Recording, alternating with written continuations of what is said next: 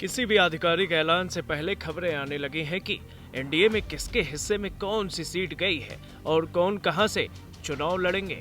तो बिना किसी देरी के हम आपको बताते हैं कि बिहार एनडीए का सीट बंटवारे की पूरी कहानी आगामी लोकसभा चुनाव की दृष्टि से बेहद महत्वपूर्ण राज्य बिहार में किसी भी पल एनडीए प्रत्याशियों के नाम की घोषणा हो सकती है। आखिरकार बैठकों के लंबे दौर के बाद आखिरकार गठबंधन की पार्टियों ने नाम पर अंतिम फैसला कर लिया है। बिहार की 40 सीटों के लिए एनडीए की घटक पार्टियों बीजेपी, जेडीयू और एलजेपी के बीच 17-17 6 सीटों का बंटवारा पहले ही हो चुका है। सीटों के बंटवारे के बाद अब सभी को इस बात का इंतजार है कि किस सीट पर किस पार्टी का कौन सा प्रत्याशी खड़ा होने वाला है।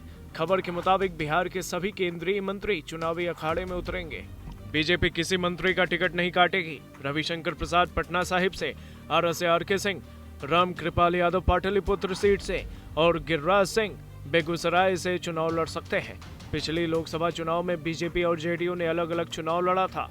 पिछले चुनाव में जेडीयू की जीती हुई और बीजेपी की हारी हुई सीटों को जेडीयू को ही दिया गया है। वहीं एनडीए द्वारा जीती गई 5 सीटें भी जेडीयू को दी गई हैं। बीजेपी ने अपनी सिटिंग सीट बेगूसराय जेडीयू को दी है। वहीं मुंगेर में जेडीयू ने एलजेपी के साथ सीटों की अदला बदली की है।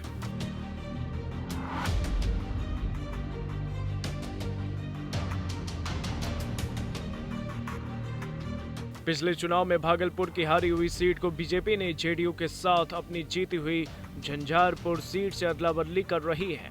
हारी हुई सीट भागलपुर देने के बजाय जीती हुई सीट झंझारपुर जेडीयू को दे रही है।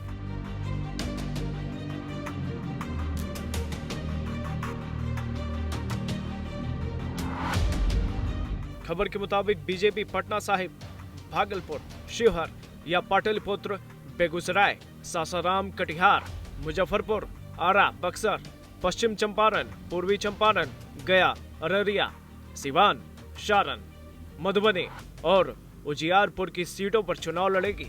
तो वहीं जेडीयू को मुंगेर, वाल्मीकि नगर, बांका, मधेपुरा, सुपौल, किशनगंज, सीतामढ़ी, काराकाट, जहानाबाद, पूर्णिया, नालंदा, पाटलिपुत्र या शिवहर, औरंगाबाद, दरभंगा, झंझारपुर, महाराजगंज और गोपालगंज की सीटें मिल सकती हैं। इधर हाजीपुर, जमुई, समस्तीपुर, खगड़िया, वैशाली और नवादा की सीटें एलजेपी के खाते में आएंगी। उम्मीद है बहुत जल्द ही एनडीए नामों की घोषणा कर इन असमंजस को दूर करेगी। ब्यूरो रिपोर्ट, बिहार तक।